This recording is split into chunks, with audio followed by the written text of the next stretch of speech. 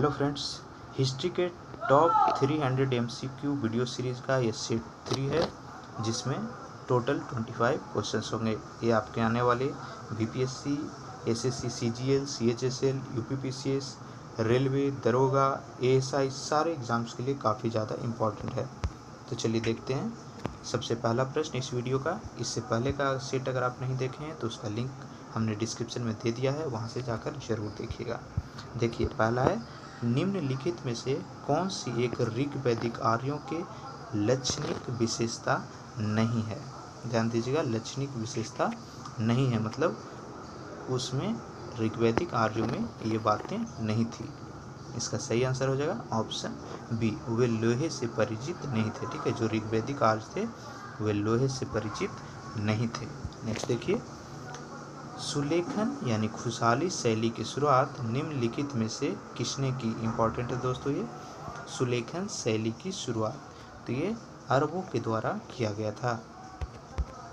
अगला देखिए, अधिकारी जो अकबर के काल में राजस्व के निर्धारण व वसूली दोनों के लिए जिम्मेदार था, क्या कहलाता था। दोस्तों ये मोस्ट इम्पॉर्टेंट है, कई बार पूछा गया है। ठीक है, तो राजस्व के निर्धारण और वसूली करने वाला जो व्यक्ति था उसको करोड़ी के नाम से जाना जाता था। ऑप्शन ए सही हो जाएगा। ठीक है, करोड़ी के नाम से, ध्यान दीजिए। नेक्स्ट देखिए, संगम ग्रंथ इंपॉर्टेंट है। संगम ग्रंथ तोल्काप्पियम का मुख्य विषय क्या है। आंसर हो जाएगा तमिल व्याकरण। आप यहाँ पे लैंग्वेज से देख सकते हैं, तमिल व्याकरण का नाम था तोल्काप्पियम। अगला देखिए, हड़प्पा संस्कृति के संबंध में निम्नलिखित में से कौन सा कथन सही नहीं है। ऑप्शन आप देखिए, हड़प्पा संस्कृति का सरस्वती घाटी क्षेत्र के विस्तार में सिंधु क्षेत्र से बड़ा है, ये सही है। हड़प्पा संस्कृति के अनेक क्षेत्रों से मंदिर मिले हैं, गलत है, वहाँ पे मंदिर नहीं मिले हैं।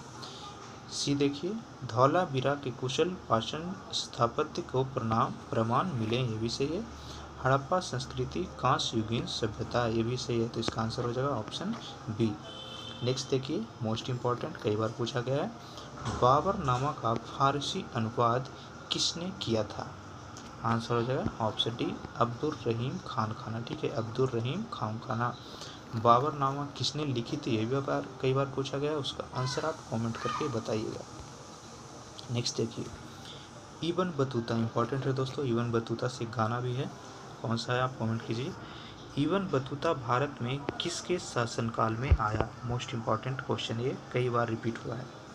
इसका सही आंसर हो जाएगा ऑप्शन डी, मोहम्मद बिन तुगलक के समय में ही अरब यात्री इब्न बतूता जो है भारत आया था। नेक्स्ट देखिए, कुषाण वंश के शासकों की मूर्तियाँ कहाँ पर मिली है। इंपॉर्टेंट है दोस्तों, कुषाण वंश के शासकों की मूर्ति कहाँ पर मिली है। आंसर हो जाएगा उत्तर प्रदेश, मथुरा में। अगला देखिए, निम्नलिखित में से कौन सी विजयनगर साम्राज्य की दूसरी राजधानी मानी जाती है। कंपिली, गोंडबिंदु, पेनुकोंडा या द्वार समुद्र। तो इसका सही आंसर हो जाएगा ऑप्शन सी, पेंटुकोंडा। पेंटुकोंडा जो है वह विजयनगर की दूसरी राजधानी थी। नेक्स्ट देखिए, नाजी जर्मनी की निम्नलिखित घटनाओं को कालक्रम के अनुसार लगाई। ठीक है, नाजी जर्मनी की जो अलग अलग घटनाएं थी उसका क्रम में सजाना है। ठीक है, ये विश्व इतिहास का क्वेश्चन है, लेकिन ये भी कई बार पूछा गया है। ये सबसे पहले हुआ था लीग ऑफ नेशंस का त्याग, उसके बाद ऑस्ट्रिया पर अधिपत्य, उसके बाद सुडेटलैंड पर अधिपत्य और फिर पोलैंड पर आक्रमण लास्ट में किया था। तो इसका सही आंसर हो जाएगा ऑप्शन बी, सेकेंड, फिर थर्ड, फिर फर्स्ट और फिर फोर्थ। अगला देखिए, सेना को दशमलव प्रणाली पर गठित करने का श्रेय किसको जाता है। इंपॉर्टेंट है दोस्तों, सेना को दशमलव प्रणाली पर गठित करने का श्रेय किसको जाता है। इसका सही आंसर हो जाएगा ऑप्शन सी, चंगेज खां को। नेक्स्ट है, निम्नलिखित में से कौन समाजवादी विचारक नहीं था। आंसर हो जाएगा एडम स्मिथ। ठीक है, एडम स्मिथ जो थे वह समाजवादी विचारक नहीं था।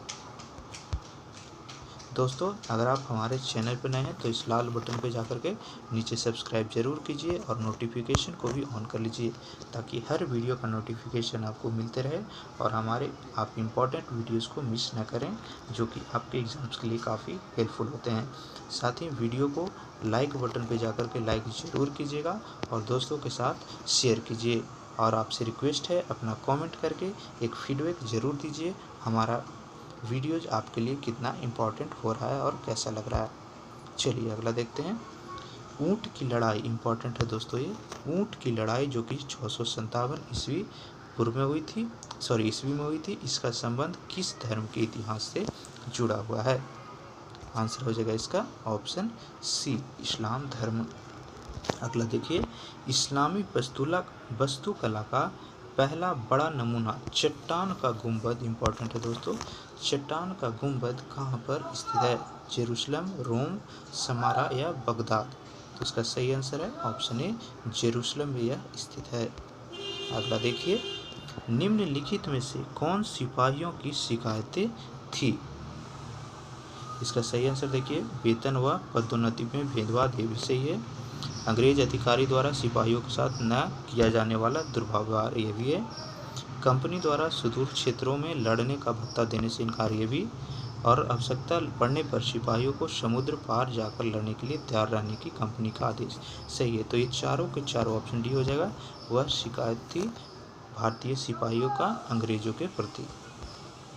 अगला देखिए, 19वीं शताब्दी के कलकत्ता में लॉटरी कमेटी के नाम से विख्यात समिति का उद्देश्य था। आज भी दोस्तों वेस्ट बंगाल में लॉटरी काफ़ी लगाई जाती है। तो 19वीं शताब्दी में जो बनी थी लॉटरी कमेटी वह नगर नियोजन के नाम से प्रसिद्ध था। ध्यान दीजिएगा, नगर नियोजन।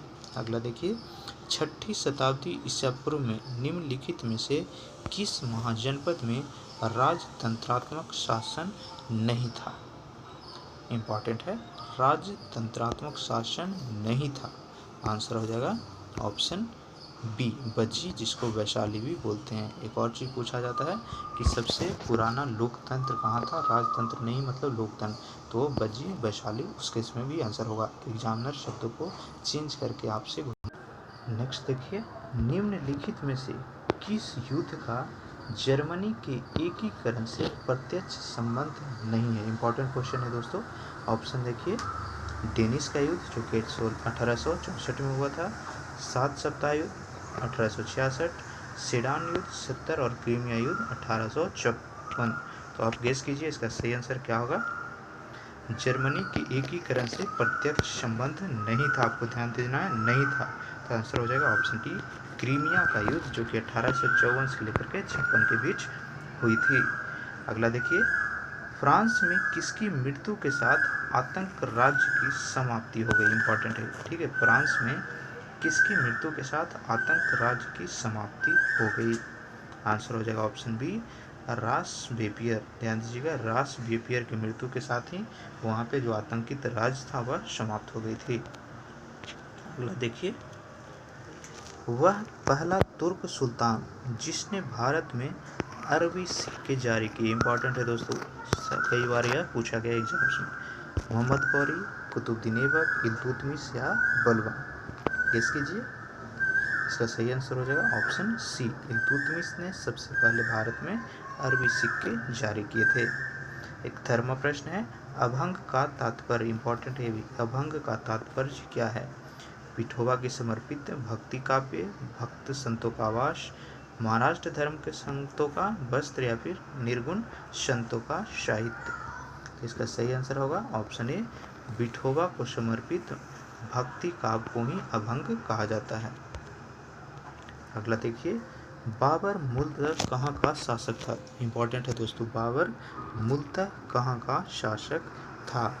समरकंद, फरगना, बख्तियार या फिर काबुल का?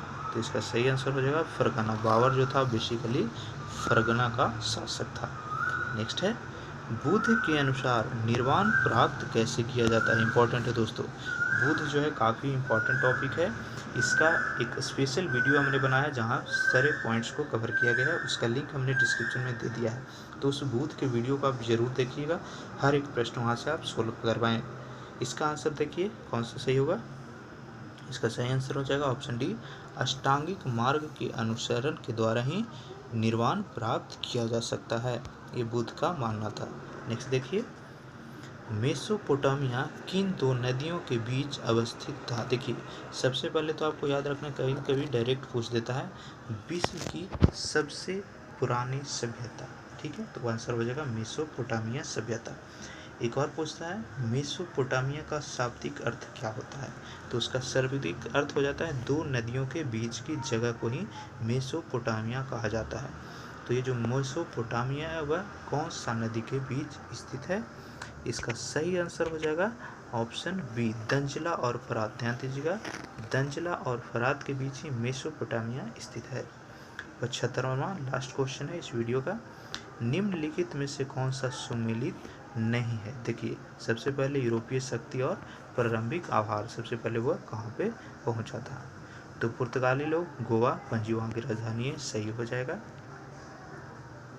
डच ये मछलीपट्टनम में आया था, ये भी सही है। अंग्रेज चंद्रनगर, ये गलत है दोस्तों, ठीक है, अंग्रेज जो है सबसे पहले सूरत में आए थे। फ्रांसीसी पुडुचेरी, ये सही है, तो इसका सही आंसर हो जाएगा ऑप्शन सी, ठीक है। ये वीडियो आपको कैसा लगा कमेंट करके ज़रूर बताइए, और चैनल पर नए हैं तो सब्सक्राइब कर लीजिए और नोटिफिकेशन को भी ऑन कर लीजिए। साथ ही आप हमारे फेसबुक ग्रुप और टेलीग्राम ग्रुप से ज़रूर जुड़िएगा, काफ़ी इंपॉर्टेंट पीडीएफ्स नोट्स सारे मिलेंगे वहाँ पे, उसका लिंक हमने डिस्क्रिप्शन में दे दिया है, वहाँ से जा कर के जुड़िए। वीडियो को ज़्यादा से ज़्यादा शेयर कीजिएगा ताकि मैक्सिमम फ्रेंड्स को बेनिफिट मिल सके। Thank you.